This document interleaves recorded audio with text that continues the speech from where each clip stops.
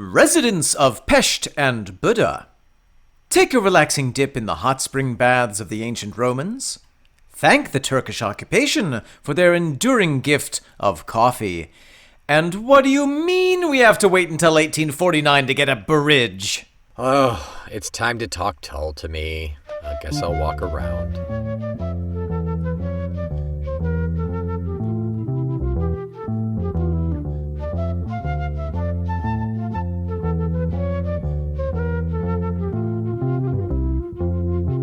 Welcome back, I am Omen Thomas Sade. And I am Nick McGill. Together we are the unified city of feckless momes.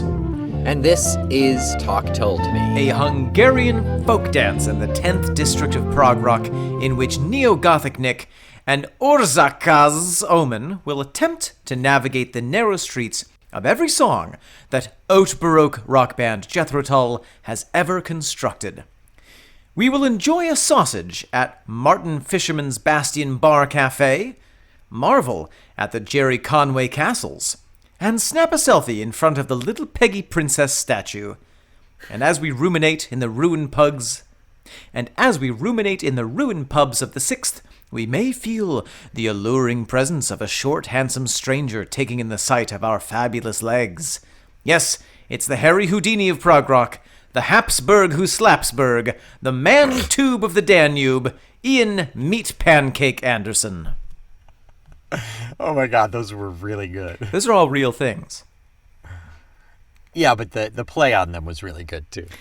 I'm going to leave in the fact that you accidentally said ruined pug, because I'd like to think of what a ruined pug would be. Oh yes, you see them walking around, cigarettes hanging out of their mouths. Yeah, they already have poor respiration. A cigarette is really just straight to ruin. That's right. Nick, today we are talking Tull, about a song that I have always loved and have always dreaded talking about on this podcast. Do you care to elucidate maybe one reason why you've dreaded, or shall we save that for later when the lights are low? Let's bury the dread deep down inside of us for a later date. That's what we've been doing for the last 20 years. Great, perfect. And Nick, what is the song in question? We are on track number 6, or B1, off of Crest of a Knave. It is Budapest. Yeah, and I actually used to think that the song was called Hot Nights in Budapest, but it's not. It's just Budapest. Oh. Yeah, it's just Budapest. Yeah. Maybe parentheticals, Hot Nights in, unparentheticals, Budapest. Parenthetical Hot Nights in, parenthetical Udapest. Udapest, yeah. Well, shall we have a listen?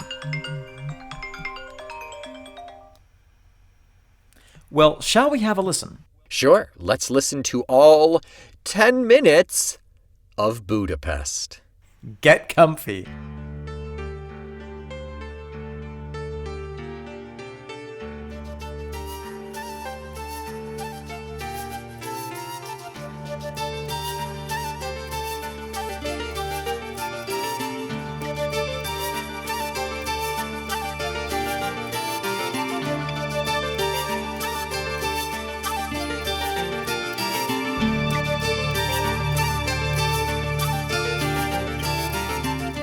Nick, there we have Budapest, subheading Hot Nights In. Are you still with us, Nick? I'm sorry. I'm sorry. My brain had stopped. Nick. The electricity is gone. So, you need a jump start. I think I can honestly say I've never wanted to go back and re-listen to a Tull song immediately after. More than this one. Yeah. Tell me why that is. There is so much going on. It is so delightfully filled and emotional. Like, it takes you on a roller coaster, and I normally don't like roller coasters, but I like this one. Well, yeah, this is a different sort of roller coaster. Woof, it is sultry and sexy and a little disappointing, and it's I wanted to say it was like my high school career, but there was nothing sultry and sexy about that one. No, just purely disappointing. This song does have a lot going on in it, both in terms of the poetry and the music. This is one of the more complex, composed journeys of a song that we've had in quite some time. It really... A very long time, yeah. Almost harkens back to the big concept album days in terms of its complexity. I was thinking about that. I was trying to compare it, and I couldn't really find anything post Passion Play. Yeah. Oh my gosh, there's just so much, so many layers. So let's start breaking down some of those layers. This is a track on which we have the wonderful drum skills of Jerry Conway. Not a drumotron at all. No, you couldn't do this song with a drumotron.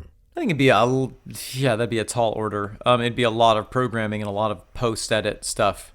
Right, programming, reprogramming, shifting it for this part and doing this part, and yeah. Because, I mean, to your point, Jerry is serving a lot of different roles in here. He's providing texture, he's providing the backbeat in places, he's providing a driving force. He's also providing kind of a rhythmic commentary. He's delving into the world of percussion, not just of drums. Yeah, right. He's hitting many things. He's hitting things with other things.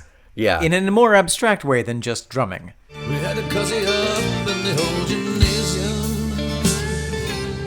dusting off the mandolins and checking on the gear. Not just on skins. Not just sticks and skins. Remember when we used to play basketball and one team would have to be sticks and there would have to be skins? Yeah. I was always sticks. You were always sticks. You had to only have your legs exposed. It was terrible. That's basketball. Sticks, yeah. You just get so hot in that burqa. We never played basketball together. Just for clarity. Yeah, let's be clear. Listeners, don't think that we ever played. The first thing I wrote down about this song was the layers of it build and build and build, right from the very beginning. Raven and I just watched Glass Onion last night. Oh, how was it? It was good. It was cute and fun. Not as good as Knives Out, I think. It was still very good. Okay. Rian Johnson is a very talented director. Okay. The cast is phenomenal. Very, very yes. good. But in there, spoiler alert, in there there's a cameo of Yo-Yo Ma who explains what a fugue is. Oh, yeah, and what's a fugue, according to Yo-Yo Ma? A fugue it's a simple theme that gets repeated and built upon, and the complexity grows and grows with each repetition. And with that directly in mind, that opening first, I don't know what, 15, 20 seconds, if not longer. Yeah. Reminds me of a fugue. I don't know whether it is like officially or not, but Nick, you are really coming in hot with the musical terminology, recognizing different musical forms. That's absolutely fugage. thank you, Yo-Yo Ma. You are welcome, regular person. Not Yo-Yo Ma. Yeah, so we have right off the bat the beam dee deem deem dee deem deem dee deem deem deem deem dee deem. With just the flute, right? Right, super simple but haunting melody. Then we add the guitar on that. We add some form of a keyboard. Yeah, right. That is a long-running, that's the theme throughout the whole piece as well. As simple as it is, it gets blended in and kind of sewn in with all the rest of the fibers to make it what it is. But it's so cohesive while it does it. One of the standard features of a fugue is that you start the fugue with one instrument, and then the next instrument that joins it joins a little bit off in terms of the start point.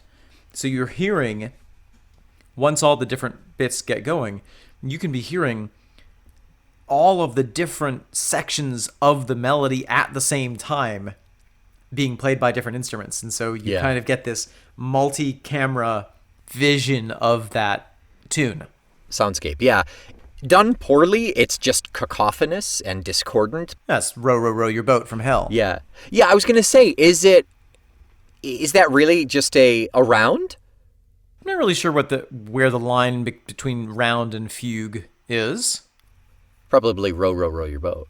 That's definitely beyond the line. Yeah. Well beyond, yeah. Okay. I think that a fugue is a round done by fancy musicians. Yes, it's a sexy round. All rounds are sexy. Oh, All shapes are sexy. fair enough. We're not shape-shaming here. As I become increasingly round, I like am trying to view circles as sexy. I just want everyone to acknowledge how sexy I am. Oop, I'm rolling downhill. So, in addition to all of these layers, so gosh darn layered, there are also so many, like, incidentals as well. Like little guitar ping, ping Yes. here, like just out of the flow of things. A little violin staying here.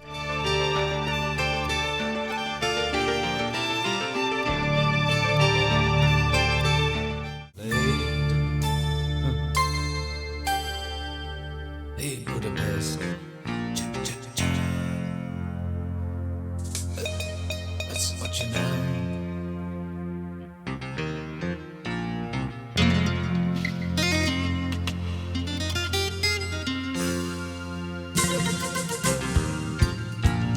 They make such a tapestry. I Yeah. know how much you love tapestries. Oh my God, who doesn't? But you're totally right. There are some guitar harmonics that Martin indulges in toward the beginning.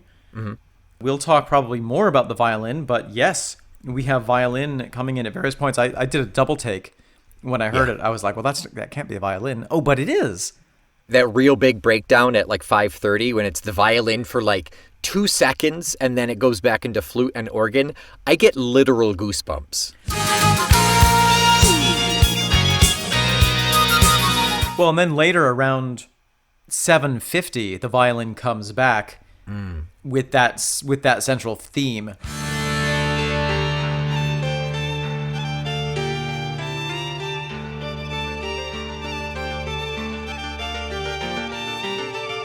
And we haven't heard that theme on the violin yet, so it's like just at the point when we're like, 3/4 of the way through the song, it refreshes it for us. Yeah, very fresh. Yeah, absolutely. This song, if I were to make my own LP of Tull songs, Okay. like we made Four-Wheel Drive and Automotive Engineering, I would make a She Said She Was a Dancer and a Budapest. Yes. I think they are sister songs. In fact, they could be about sisters. They, not twins, Not twins, no. definitely cousins, Yeah. quite possibly sisters. They're both so slowly languid. They're like treacle. And they both have zero interest in the singer. Exactly, yeah. I would add to that LP, if you could squeeze another on, Tall Thin Girl. Yes. Yeah. A little bit of a different flavor. Exactly. Yeah, it kind of, maybe it's the amuse-bouche or it's the sorbet at the end, Right. Yes, to lift it. Yeah, I definitely wouldn't put it between the two, but yeah, it's in there. Those two, what a combination. Yes. So good. One said she was a dancer and one said she was a middle distance runner. Interesting how he doesn't question whether or not she was a middle distance runner. He's like, I'm not quite sure. I'm pretty sure it was this. There's no like, yeah, maybe she was. Yeah, I guess it's inconsequential. Right. He doesn't have a thing for middle distance runners. He has a thing for dancers. Except for this one. This one, yeah. But the fact that she's a middle distance runner is not germane to his having a thing for her. The thing that fascinates me about this song, and I'm jumping ahead to the lyrics section, but so little happens in this song. This is almost a complete non-event. Literally, the song is, we were playing a show, there was a very pretty girl. I mean, I feel like it moves around in time a little bit. It does a little bit, but there are very few events. It's also... It's just descriptive. It's descriptive, and there's nothing, there's no conflict particularly. There's no crisis. Yeah. Except for the spiritual crisis caused by an intense desire for someone that you've just met, have no idea how to talk to, and know that you'll never see again after the next 30 seconds. Right. And are probably sure that she doesn't care that much. Exactly. Was it She Said She Was a Dancer where you said, I know most people say this is a Dire Straits album, but this song in particular is a Dire Straits. I think you said that about She Said She Was a Dancer. I think I did say that She Said She Was a Dancer has a very Knopflerian feel to it, yes. I would have to say the exact same thing for Budapest. Oh my gosh, his voice, the guitar, Yes. The fascinating thing, I completely agree with you. This song has a heavy Dire Straitsy influence. However, it also is so vast that there's a lot of other stuff going on in there as well. It does go through periods. I wrote, we had to cozy up in the old gymnasium. Martin has a couple of guitar riffs there. Around that section, he starts that real Knopfler-y sound. We had to cozy up in the old gymnasium, dusting off the mandolins and checking on the gear. By the by, I'm pretty sure that at this point, Martin is playing a Les Paul guitar, which is also what Knopfler was famous for playing. So there's a technological overlap, I'm pretty sure, as well. Right, yeah. It's even easier to compare the sounds because those instruments, those machines, make that same sound. Yes, Yeah. They have that same tone, exactly. Yeah. Going back to the idea of fugue around 425, we have what I would describe as a Baroque feeling to the ornamentation. So Baroque music and also Baroque architecture is typified by, you have a central form and then you have all these ornamentations on top of it. Okay. And so in music, if the note is D, you might play D-D-D-D. Mm-hmm. And you can imagine what the visual equivalent of that is. But and there's a lot of Baroque, and I think that style is a direct reference to all the Baroque architecture that is in Budapest. Sure. But there is we start out a section around 425 where it's very in unison between Martin and Ian, and it's that very flourishing kind of vibe, and then those two instruments break apart and it does become more of that fugue situation. It's really cool.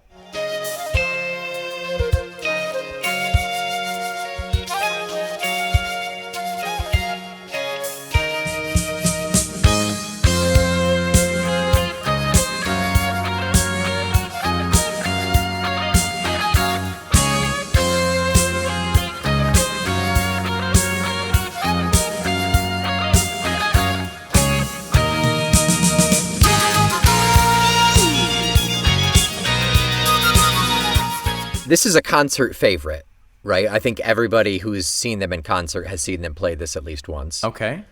It's been played 740 times. So to put that into perspective, Bourée has been played 1,040, so 300 times more. Wow. So it's up there. It's really up there. And it's 10 minutes long, so that's 7,000 minutes. 7,000 minutes.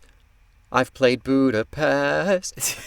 And it's, boy, what a hell of a song for a concert, though. It's such a sonic journey. Everyone gets showcased. They step forward. There's mists. Yes. That long breakdown in the middle. Chef's kiss.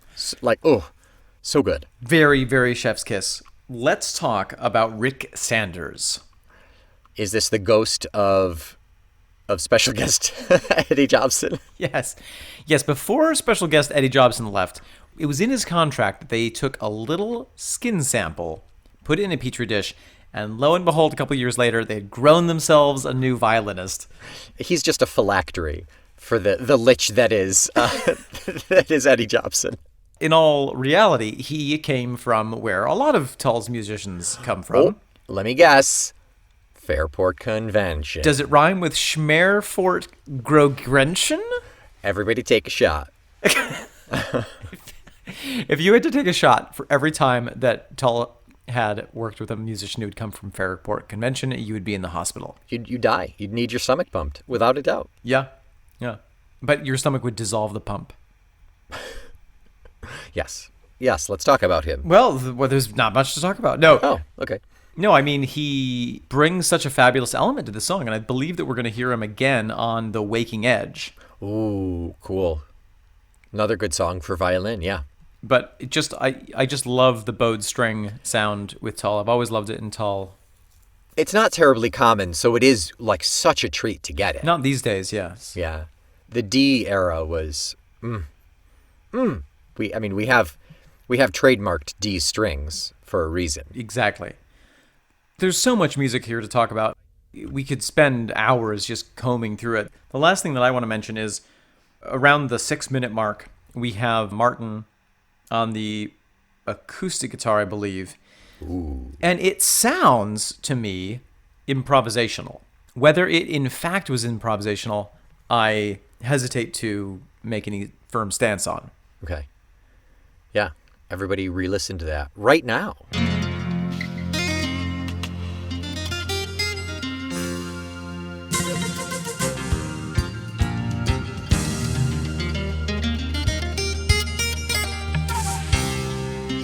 It does have that kind of cadenza-y. Martin is just being left to do his own thing and is finding his way through it as his passions lead him. We have Jerry Conway making percussion comments here on the side. And then around 7:10, the flute comes in and drives it forward with a lot of structure. Everybody falls in line and it marches forward through there.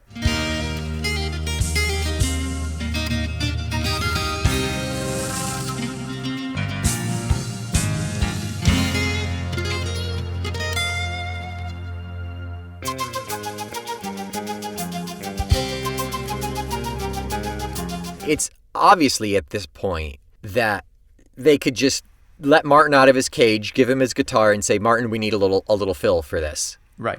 And then he gets it in one. Totally. But also, it's Tull, so it wouldn't surprise me entirely if that improvised section was rehearsed 100 times before they recorded it. Sure. Right, yeah. I think Martin has said, I think we covered this quote very early in the run, might have been Aqualung or Locomotive Breath, and that those spur of the moment, quote unquote, live feeling solos were played into the ground.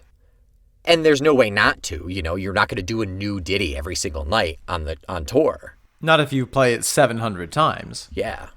Now, there are musicians who take a different approach. I mean, if you look at Frank Zappa, he had a quote of saying, it's really interesting listening to him speak. He said something along the lines of, well, there's different types of musicians. There's some people who create the tune and then go out on stage and play it. And then what I do is I don't plan the solo at all. I just go and find my way through it in the moment with the people who are there. And yeah. It's like, well, yeah, but 700 times in a row, do you do that? I know. It's interesting. Like, if you're going to do the same thing 700 times in a row, how do you keep it fresh for yourself? That is a comment that you expect from someone like Frank Zappa, but how applicable is it? And everyone has their own style and their own approach. I think we've talked about the music section sufficiently. Quite a lot. I don't have anything else. I lied. There was one other thing I wanted to mention.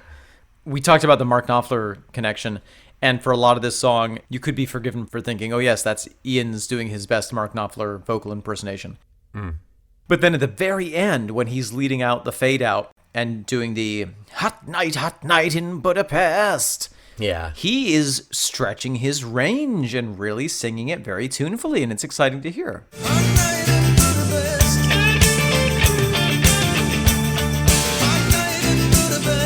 Yes, agreed. This mystery middle distance runner lady has pushed him so far, he's been forced to start singing again. Exactly. It's a miracle. That's right. Yeah, he got up and started walking after being diagnosed with polio. Well, it's pretty warm here in the studio. Why don't we step out and have some ice cold wine? That's a great idea. Dessert wine. Dessert wine for breakfast. Yeah. Master Nick! Oh, Master Omen! You look so sweaty and hot. Why don't you rehydrate with this super wine? Is that super wine? I don't know what she's talking. Supper wine? Have you been having some of that wine, Mary? Look at me legs! They go on for 8 miles per leg. Is that a nautical mile, Mary, or how are you measured? What are your units? Me lover wrote me a letter and titled it 30,000 Leagues Under Mary's Legs. 30,000 leagues I want to see. Mary, thank you so much. Why don't you go and take a break? I don't know. It seems like you're getting hotter than anyone in here. Yeah, she wasn't even listening to the song. No. So, do we have anything to talk about here, Nick? Nothing. In that case, let's get the hell out of here. Okay, 10-minute song, but about half of it is lyrics. It's certainly not action-packed with full story, you know. It's very poetical. Mm-hmm. And it's also very concrete. It's interesting. I mean, nothing happens, but it's very concretely described. Yes. With flour, you know. It's not like an IKEA manual to put together your Hootsfelten. No, it isn't. There's a lot of feeling behind the word choices here and the description. Let's talk about a budding stately hero. Translation wasn't clear. Could be a budding stately hero. International competition in a year. That's for middle distance runner. I think she was a middle distance runner. The translation wasn't clear. Could be a budding stately hero. International competition in a year. And in the Eastern Bloc, everything was run through the state at that time. And you represent the country, like you are the pride of the country. Right, and they would the state would go out and find athletes and say, yes, okay, you're coming to the central city and we're going to train you and you're going to win us gold medals. Yeah. And they would oftentimes start that process at, age 6 or 7. Oh, sure, yeah. Yeah. It's, not so early, but it's similar to the college football process. Uh-huh. They find freshmen and sophomores. They're picking people for 3 years down the road to go to their school. Yes. I think the big difference is that in the Eastern Bloc, there was even less of a choice. It was like... Oh, sure. It was like, you're doing this. For the motherland, yeah. Yeah. I think that one of the things that I read into this text is that it's the physique of this person. It is literally the physical presence of this person that is so entrancing. Inebriating. Ineffable. Inexhaustible. Ooh. But one would like to try. Let's finish running this mile and we'll see how tired you are. So yeah, that whole first verse is really like about her being this middle distance runner. She was a good enough reason for a party. She was a good enough reason for a party. Is that, we're being visited by a state athlete, so hey, let's have a party. And she's pretty, so. Or is it just that in the monotony of touring, any occurrence that is out of the ordinary is a good enough reason to have a little party? Yeah. I think so, yeah. And in this case, the band members all walk in and all of their jaws drop. And they're like, oh my God, this is the most beautiful woman we've seen in 6 cities. This is definitely a reason for a party. Right. Yeah. I love where you couldn't keep up on a hard track mile. Well, you couldn't keep up on a hard track mile. That can carry several connotations. Obviously, she's a good runner. You can't keep up with her. Right. Way too fast. But, what other connotations are there for keeping up with someone? Yeah, energy, wits, intellect. Uh-huh. I'm hard-pressed to think wits and intellect just in terms of the language barrier. Right. Yes. There's 2 things that it makes me think. Perhaps there is something just so charming about her that even with the language barrier, she has this ability to befuddle and be a step ahead socially. Like maybe she's just such a, you meet people sometime who are just they have such a high degree of emotional intelligence. Yeah. That it doesn't matter if they speak the same language as you. Yeah. You just feel like, oh my God, I'm not on the same level as this person. Yeah, there's a charm there, yeah. Yeah. And I think that gets into the perfect smile. Yep, I was going to tie that in. Yeah. And she wore a perfect smile. But I also think there's a connection too with the you couldn't keep up, that there's the notion of a chase. Often in music and poetry and everyday speech, we talk about chasing after people that we're attracted to. And there's something interesting about there's a prey that you literally just can never catch. Yeah. There's something unobtainable. There's an unattainableness that permeates this song. Yeah, it's a nice twist from normally like, I've been pursuing her and I get her and we're in love and it's the end. it's a happy ending. This is Right. you can't keep up. And it's while you couldn't keep up on a hard track mile, while she ran a perfect circle. While she ran a perfect circle. Running a perfect circle, obviously a track is a circle, but think of running circles around someone. Same thing. Same thing with the keeping up. I think those two work together. So then we get a little bit more detail about why she's there, or at least what she's doing there. Yeah, we get our location. We get our environment. Right, we're in the old gymnasium. Why they are in the old gymnasium, don't know, but it seems like it's connected to the concert venue somehow. That's their staging area. Yeah. They're unpacking, they're checking on their instruments. She was helping out at the backstage. So she's volunteered. Maybe she volunteers at this concert venue to get to see the acts for free. I mean, that's a pretty common thing. Yeah. And she's so frickin' pretty that they let her do whatever she wants just because they love having her around. Yeah. Next line, stopping hearts and chilling beer. Oh my God, I love that. Stopping hearts and chilling beer. That's how she was helping out backstage. I mean, she could have been moving stacks of amps all on her own, but how she was really helping was stopping hearts and chilling beer. Morale officer. Yeah, exactly. Exactly. I love that line too. So good. Then we get, this is where it starts to get a little bit intimate. Yeah.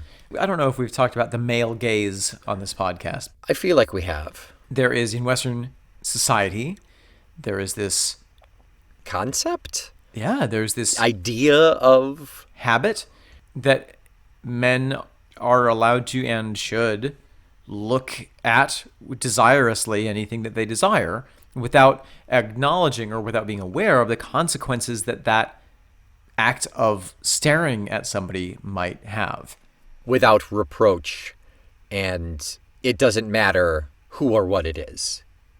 Right. It only matters how I feel about it. Because that's the toxic masculine thing to do. Right. So acknowledging that, she apparently had very long legs. They went on forever. Yeah. Yes, and her legs went on forever.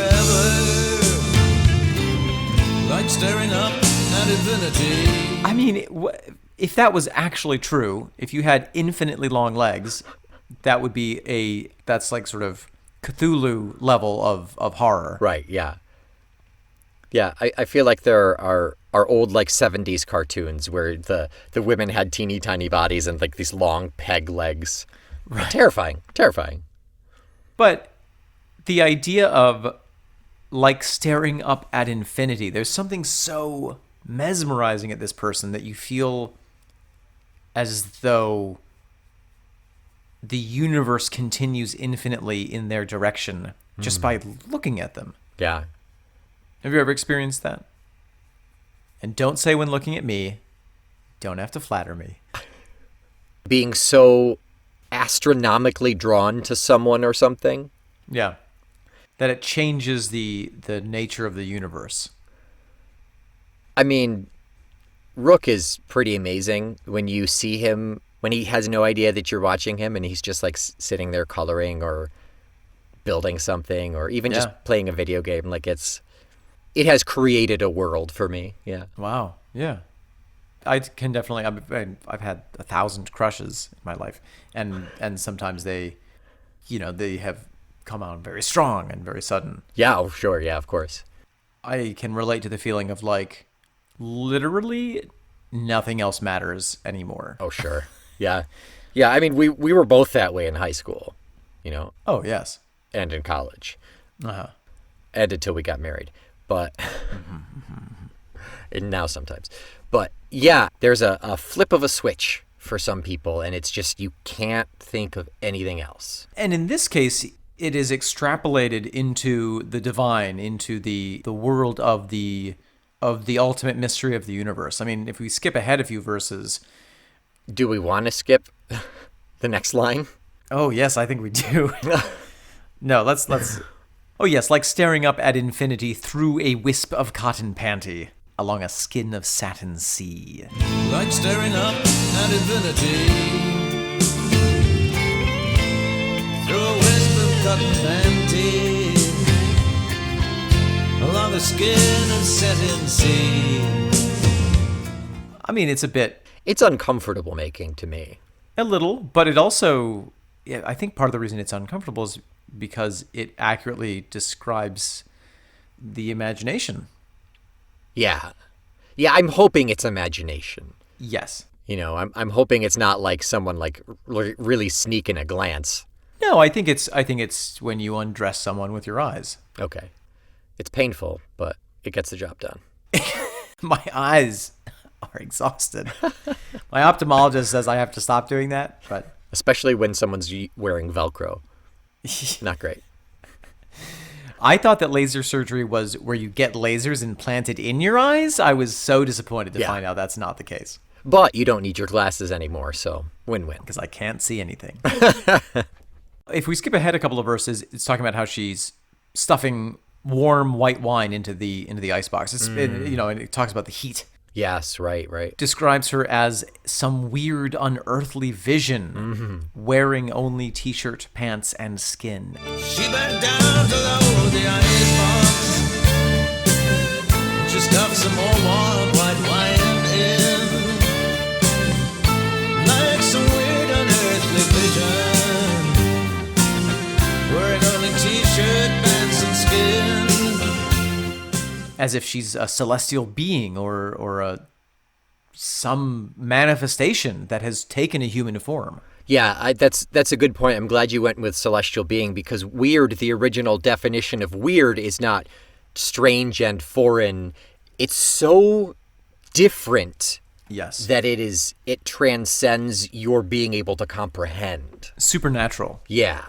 Yeah. Yeah, and like, again, celestial, like you said, that was applied to the angels, like the original visage of the angels when they came down. They've got the eyes on the wings and the 30 wings, and yeah.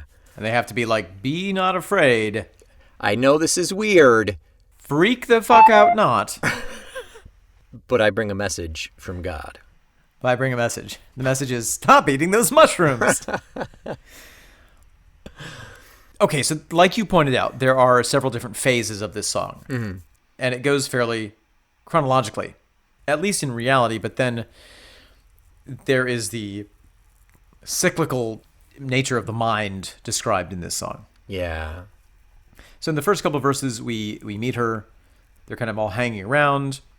And then we have the show. You could cut the heat, peel it back with the wrong side of the knife, feel it blowing from the side fills. You could cut the heat, feel it back with the wrong side of the knife. Feel it blowing from the side fills. Feel like you were playing for your life. If not the money. The side fills are the speakers that are on the sides of the stage pointing inward, so that when you're playing, you are more enveloped by your own sound rather than just having the monitors in the front.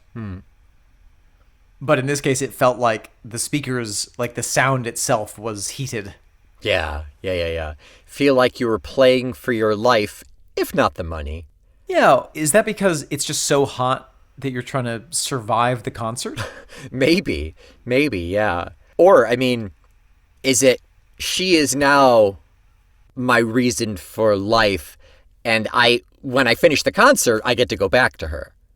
Yeah, and maybe if I play really well, she'll give me attention. Sure, right. Yeah, you. Oh, interesting. I hadn't thought of that. You peacock it, yeah. I wanna see your peacock, your peacock. I wanna see you peacock, your peacock. You know that Katy Perry song? Now you do. I think you know. Yeah, thank you. I think you know the answer to that.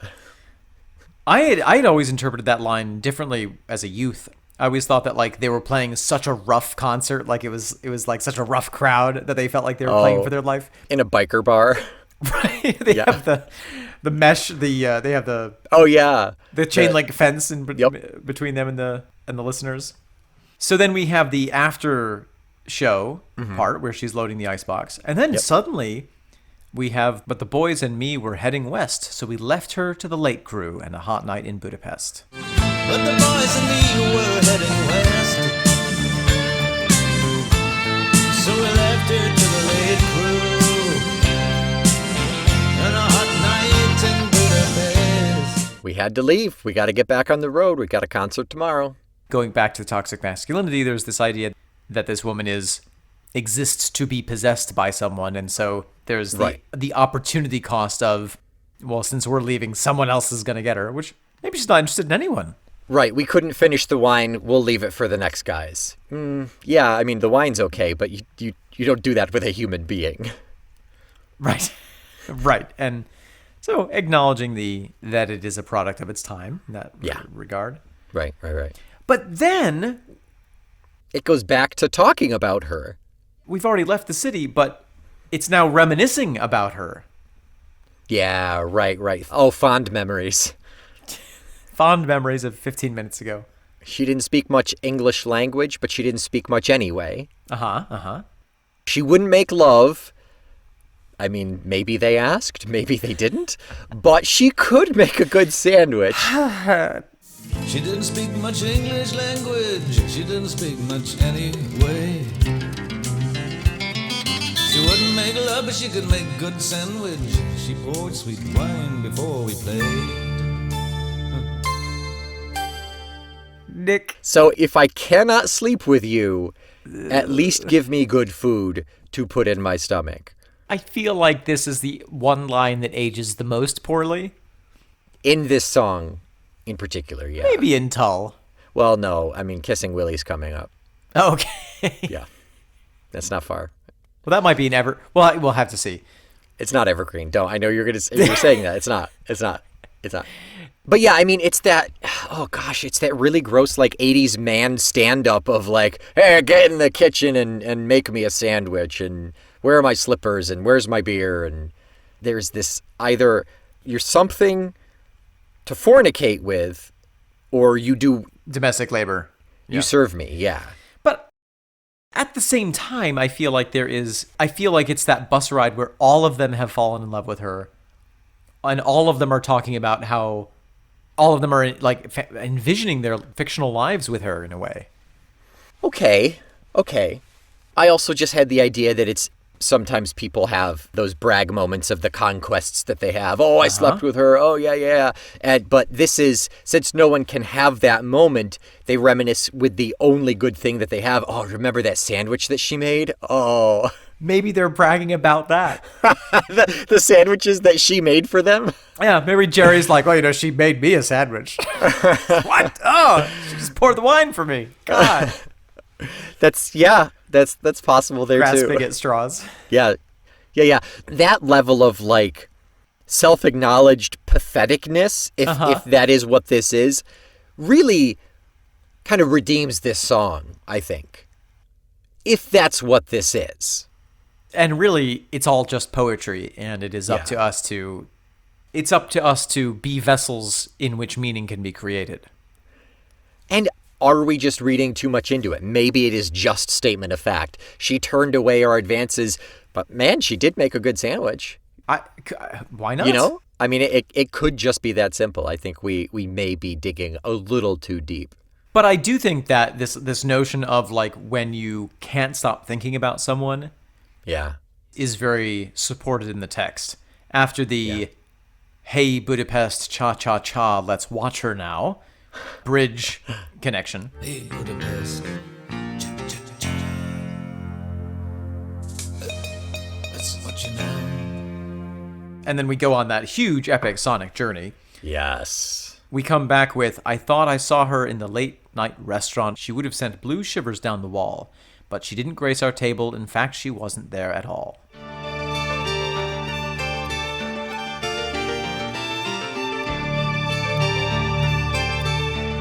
I thought I saw her at the late night restaurant. She would have sent blue shivers down the wall. Yeah, but she didn't grace our table. In fact, she wasn't there at all. Yeah, I mean, I remember my first girlfriend from high school. I saw her all over the place. No, when you become obsessed with someone, you start projecting them with your mind into places. Yeah. You look for them and expect them everywhere. Yeah. So, and then we get to the line that really, I think, is perhaps the most interesting and casts a light backwards on the rest of the lyrics. Her heart was spinning to the westlands, and she didn't care to be that night in Budapest. Her heart was spinning to the westlands, and she didn't care to be that night in Budapest. One of the most captivating things about people is when they appear to have everything that would make them desirable, including maybe having their own desires fulfilled. I mean, she's an athlete at the start of this wonderful career. But having that element of melancholy or longing in a person can create a vulnerability that can make people think about Audrey Hepburn. I'm doing it. Okay, now stop thinking about Audrey Hepburn. Okay. Take a shower. Audrey Hepburn was, of course, very beautiful. But she had that, one of the qualities that made her such an amazing film star was she had that kind of innocent, not helpless, but kind of like lost expression. Yeah. That as soon as you see her, you're just like, oh my God. God, I just want to reach out and help you. She didn't need any help. Right. She was part of the resistance against the Nazis. There was a portrayed naivete there. Yes, and a longing, a desire for something that was out of her grasp that she was able to portray. Mm-hmm. I mean, Breakfast at Tiffany's is sort of that's the whole plot of it. It's like she's this fabulous person that everyone wants, and she wants something that she can't have, and that's what makes her even more alluring. Mm-hmm. Yeah. Anything else? Oh, there's a moment. It's pre-cha-cha-cha. I think it's right. It's kind of in between two of the first and the second verse. Might be after that, but there's a moment where Ian goes. Tss. Oh, really? Like it's hot. Oh, it's hot. Ay, oh, ooh, it's hot. It makes me miss the vocal ejaculations of under I mean, wraps. that was. Between that one thing, the cha-cha-chas in the Hey Budapest, cha-cha-cha, and just the kind of the incidentals, the instrumental incidentals, it did kind of take me back to the vocal ejacs a little bit. Yeah. But they've been toned down. Oh, significantly. Yeah. Yeah. Yeah, he got treated for it. Yeah. Yeah, he continues to do it. They just cut him out. It's like several hours of just editing them out of his singing. Ian, stop. How? I can't. Something in the 80s.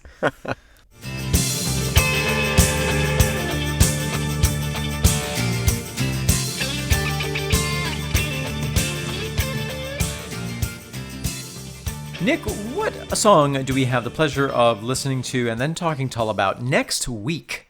Track 2 off of side B. We're moving on to equally sexy Mountain Men. Ah, yes. Equally sexy and even denser. Yes. Their legs also go on for infinity. But in a different way. Until next week, you could be a budding stately hero of our hearts by joining the Patreon group, which will give you access to all kinds of gold medals in the form of 2 extra podcasts a month, and most importantly, our Discord community, which will send blue shivers down your wall. You know what would stop my heart and chill my kombucha? Is if you drop 5 stars into Apple Podcasts with a positive review, please and thank you. You can wear more than pants and skin if you go to our TeePublic page and get our branded Talk Tull to Me merch to impress and befuddle your friends. The link to which you will find in the show notes. Until next week, I am some weird unearthly vision, Nick McGill. I am Cha-Cha-Cha, Omen Thomas Sade. We are a wisp of cotton panty, the feckless momes. And we will leave you to the late crew of Talk Tull to Me.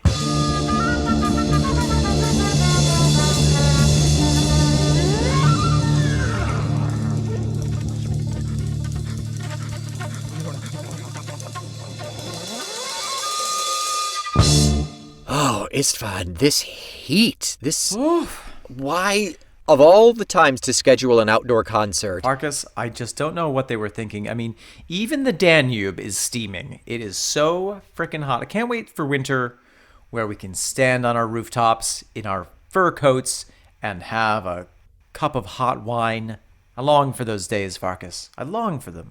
we won't be working backstage at a concert venue when it's winter, but Certainly not. Ooh, ow, you ow, okay? oh, that Ooh, stack what you- is hot. Oh, let me grab it for you. Let's put it together. Careful.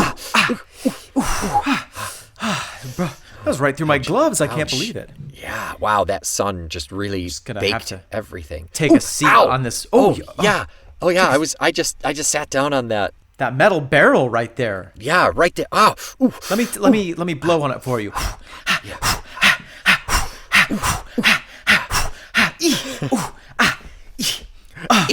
Let me pass the sweat away from my. Look up at the sun. My eyes. Oh, so bright. So bright. So bright. so bright. You know, I don't know why we volunteered to be at this concert anyway. I mean, Gets us out of the house, doesn't it's it? just the feckless momes. I mean, nobody's going to show. Ooh, ow! Nobody's going to show up for that. I was surprised at how long the ticket line was. If you look just over there. Oh, that glass is hot. Careful, don't touch that. Oh, but ooh, Pass me that wrench. We need to get this monitor tuned on. yeah, okay. Here. Ow, the metal. But you know, the one thing about the feckless momes is that they're part the feckless momes. Audio. Now